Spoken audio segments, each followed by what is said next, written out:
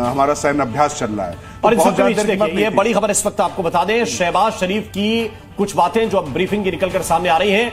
भारत ने हम पर मिसाइल दागी हैं। शहबाज शरीफ ये बात कह रहे हैं, ऑन रिकॉर्ड कह रहे हैं, सैन्य ठिकानों को निशाना बनाया गया है। शहबाज शरीफ ने यह कहा, शहबाज शरीफ ये कह रहे हैं, मुनीर को थैंक यू बोल रहे हैं। यही तो कहा था मैंने, बोलना था, वो गला कस दिया, बोला मानिक बोला हिज मास्टर वॉइस, साफ साफ दिखाई पड़ा है। तो शहबाज ने आसिम मुनीर की तारीफ की है और ये कहा कि हमारे ऊपर ये युद्ध थोपा गया है। चेहरा तो देखिए क्या कहा है, जरा ये सुनिए।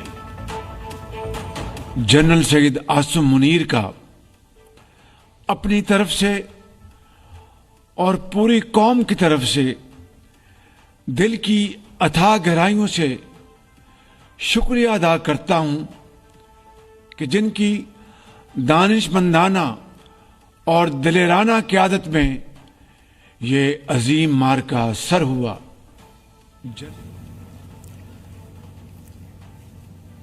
तो शहबाज शरीफ आसिम मुनीर की तारीफ कर रहे हैं और कह रहे हैं कि पहलगाम हमले की आड़ में पाकिस्तान पर हमला बेबुनियाद है, यानी कि अब यह हमला भी बेबुनियाद है, भारत की बदले की कार्रवाई भी बेबुनियाद है।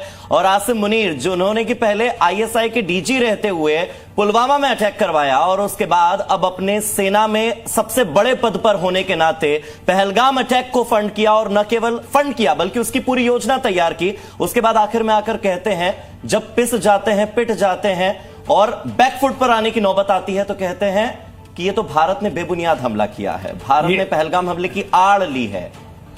ये दुनिया में पहली बार शायद ऐसा हो रहा होगा कि किसी राष्ट्राध्यक्ष ने अपने सेना के किसी कारिंदे के बारे में, या अध्यक्ष ही रहा हो या उसके बारे में इस तरीके से बात की हो। मुझे नहीं याद पड़ता कि हाल के वर्षों में या 20-25 सालों में कभी ऐसा सुनाई पड़ा हो आपको। आप इसका बता सकते हैं? आप भूल गए सर कि 16 अप्रैल इसी साल यही शरीफ साहब थे जो कि आसिम मुनीर के जो स्टेटमेंट दे रहे थे अपने, क्या बोलते हैं उसको, नॉन रेजिडेंट पाकिस्तानीज।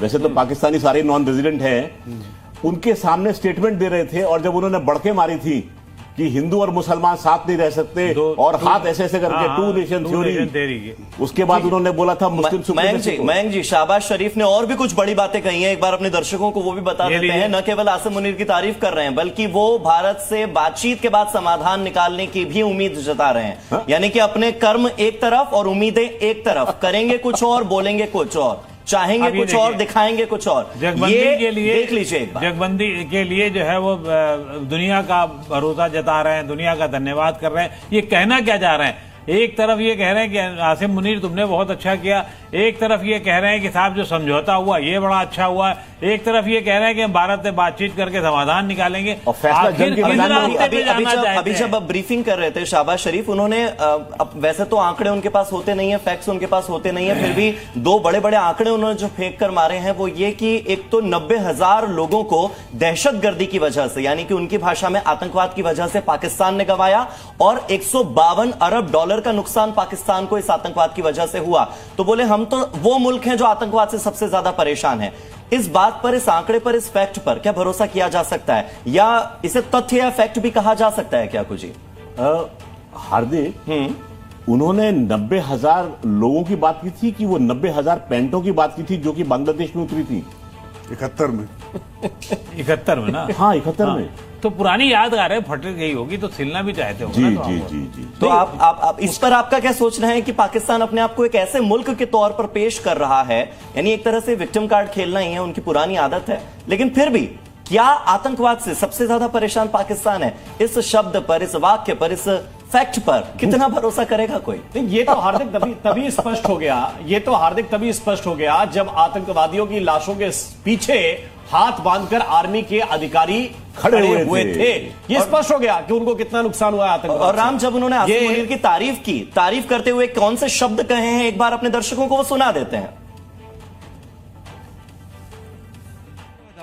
इलाकाई अमन और खित्ते में बसने वाले करोड़ों लोगों के मफाद में जंग बंदी की तजवीज का मस्बत जवाब दिया है। हमें कामिल यकीन है कि आबी वसाइल की तकसीम